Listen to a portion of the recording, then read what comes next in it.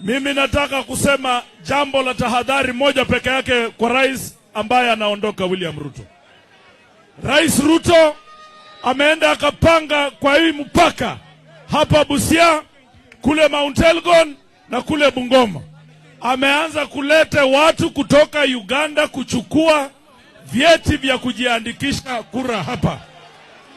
Bwana Ruto, tunataka tukwambie hivi. Na wewe Museveni, ambia watu wako, kama kuna Mganda ataruka kukuja Kenya kupiga kura, hatarudi Uganda. Hatarudi Uganda. Hatarudi Uganda. Ruto asitusukume kufika hapo.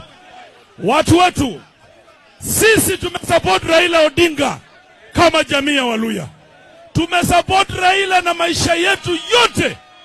Wakati Raila anakufa, wanaanza kunyanyasa kijana yetu Edwin Sifuna.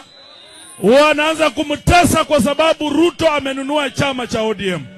Leo tuseme hivi tukiwa hapa, walikuwa wanafikiri tunafanya mchezo na huyo Edwin Sifuna. Sisi tunaenda kwa debe.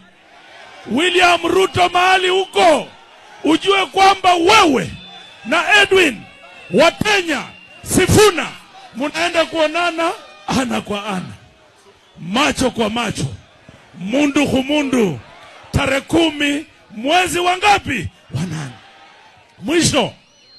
Mwisho, wewe Rais Ruto, ulipoona sisi tumeenda tumereserve Linda Mwananchi kwa register of political parties, sisi tumepeleka majina, wakapiga search, wakasema hakuna chama kingine kimerejistiwa kama Linda Mwananchi.